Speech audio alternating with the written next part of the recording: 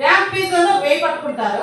మొత్తం అంతా టోటల్ 50,000 రూపాయలు డబ్బులు మాకు చేసించే లోపల కనీసం లేదంటే 5,000 రూపాయలు అక్కడ పోతుంది సార్. అది పోనీ ఇంకా అదే విడిచిపెట్టేసి మళ్ళీ నెలకోసారి మేము కంతు కడతా అంటాము. కంతు కడతా అన్నప్పుడు ఒక సంవత్సరానికి వచ్చేసి 2 ఏళ్ళకి వచ్చేసి 24 నెలలు కదా సార్. 24 నెలలు అయితే 26 నెలలు వేస్తారు సార్ మాకు సంవత్సరం 2 ఏళ్ళ మీద 2 నెలలు జాబ్ చేస్తాం. మేము అన్ని దాంట్లో అంతే, ఆశీర్వాదం అంతే, ఉద్యోగం అంతే, ముత్తూరు ఫైనాన్స్ అంతే, అన్ని దాంట్లో అంతే సార్. 2 ఏళ్ళ మీద 2 నెలలు జాబ్ చేస్తారు.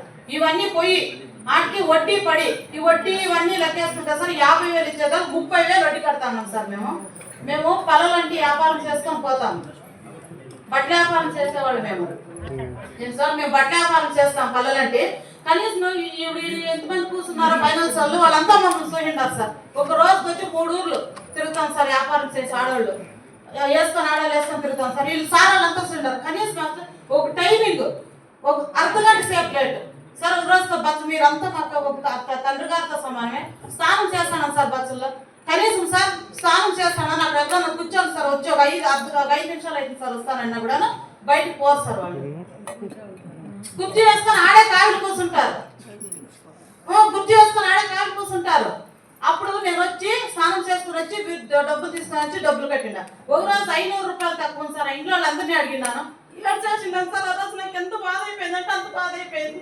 పక్క వాళ్ళు ఎవరు ఇచ్చేవాళ్ళు లేరు. మా ఆయన లేడు, వ్యాపారం వెళ్ళిపోయినాడు సార్. ఒక అర్ధగంట సేపు సార్ అంటే ఒక 2 గంటల టైం ఏంటి సార్. మా ఆయన ఫోన్ పే చేయించుకొని మీకు డబ్బులు ఇస్తాను నేనంటే బండి మీద కూర్చున్నాడు. ఇంటి ముందర లేస్తా దుప్పలేదు సార్. మాకు ఎంత బాధ అవుతుంది సార్. ఇన్ని డబ్బులు మేము కట్టేద్దాం 30,000 కడతాం సార్. 2 ఏళ్ళకి వడ్డీలో చేరుకొని వాళ్ళు ఇచ్చే 50,000కి 30,000 ఎక్స్ట్రా కడతాం సార్. మాకు ఒక రోజు టైం ఎందుకు ఇప్పుడు సార్. వాళ్ళు ఒక అర్ధగంట సేపు అసలు ఒక అర్ధగంట సేపు మాకు టైం ఇవ్వచ్చు కదా. ఇచ్చలేదు. ఒక అర్ధగంట సేపు కూడా మాకు టైం ఇచ్చలేదు. ఒక రోజు టైం వేస్తాను అని అడుక్కున్నా కూడా వాళ్ళ దగ్గర ఏడ్చినా కూడా నువ్వేమన్నా చేసుకోమ్మా ఫస్ట్ తీసుకున్న కాదు కట్టేయాలి. మీరు కడతాం సార్. మేము కట్టేయాలి లేదు. కనీసం ఒక టైం ఇవ్వాలి కదా. ఒక టైమింగ్ ఇవ్వాలి కదా సార్. ఆడవాళ్ళు అంత భిన్న పోయి 1,000-2,000 అప్పు చేయాలంటే యాడ్నికి వస్తుంది సార్. దానికి ఒక టైం ఉంటుంది కదా. కానీ పట్టించుకునేలే తీసుకున్నాం కట్టడానికి మేము లేదనేలే. కానీ ఒక రోజు మాకు టైం ఇవ్వాలి కదా. వాళ్ళు తీసుకొని పెట్టేదానికి ఇచ్చేలే. ఇంటి ముందు కూర్చున్నట్లే రాత్రి 8 గంటల్లో వచ్చింటారు సార్. ఎన్నిటి నైట్ 8 గంటల్లో మా బాబాయికి పక్షవాతం వచ్చింది. ఆయనకి బాగలేదు. పక్షవాతం వచ్చింది, ఆయనకు బాగలేదు. వాళ్ళ ఇంట్లో దుడిచేవాళ్ళు ఎవరు లేరు. ఆయన మొగ్గితే ఉండేది సార్. 2 రోజులు టైం ఏంటి సార్ కడతాంటే నైట్ 8 గంటల దాకా కూర్చుంటారు సార్. ఇంటి ముందర పోలేపోడు. మేమంతా పోయి చెప్పినాం సార్ ఇట్లుంది సార్ మా పరిస్థితి, కడతాం సార్. మేము లేదనేలే. మా చిన్న ఆయన కూడా బాగాలేదు కదా. ఇవన్నీ పరిస్థితులు ఉండదు సార్. కడతామంటే లేదు కట్టేదానికి అయితే కట్టకపోతుందంటే ఒక రోజుకి 500 రూపాయలు వడ్డీ మీకు పడుతుంది. ఇంకా అదే కాకూడదు అంటే మీ ఆధార్ కార్డు పని చేయకూడదు, మీ బ్యాంక్ బుక్లు బ్యాన్ చేస్తాము, ఓటర్ లిస్ట్ బ్యాన్ చేస్తాము, ఇవన్నీ చెప్తారు సార్. మేము భయపడేది అప్పో చేసి మా బాధ మేమేం పడతాము సార్. మేము పడతాం. ఇటు అందరూ చూడాలి సార్. ఫైనాన్స్ వాళ్ళంతా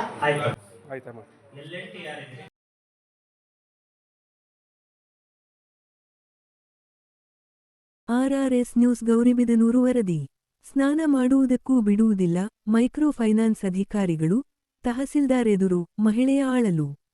ಗುರುವಾರ ನಡೆದ ಮೈಕ್ರೋ ಫೈನಾನ್ಸ್ಗಳ ಮತ್ತು ಸಾರ್ವಜನಿಕರ ಸಭೆಯಲ್ಲಿ ಮೈಕ್ರೋ ಫೈನಾನ್ಸ್ ಅಧಿಕಾರಿಗಳು ಮಹಿಳೆಗೆ ನೀಡುತ್ತಿರುವ ಕಿರುಕುಳದ ಬಗ್ಗೆ ತೆಲುಗು ಭಾಷೆಯಲ್ಲಿ ವಿವರಿಸಿದರು.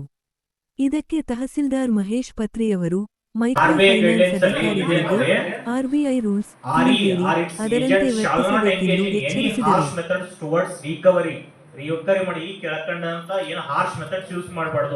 Without limiting the general applications of the foregoing, the following practices shall be deemed as harsh. ಯಾವ ಆಕ್ಷನ್ ಗಳು ಹಾರ್ಶ್ ಅಂತ ಆಗ್ತವೆ ಅನ್ನೋದು RBI ಗೈಡ್ಲೈನ್ಸ್ ಇದೆ ಕೇಳಿ. Use of threatening or abuse languages.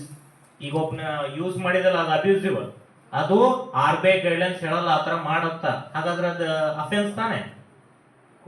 Next ನೋಡಿ, persistently calling the borrower and calling the borrower before 9 AM and after 6 PM. ಅಂದ್ರೆ ಮುಂಜಾನೆ 9 ಗಂಟೆಗಿಂತ ಮೊದಲು ಸಾಯಂಕಾಲ 6 ಗಂಟೆಗಿಂತ ಮೇಲೆ ಫೋನ್ ಮಾಡಂಗಿಲ್ಲ.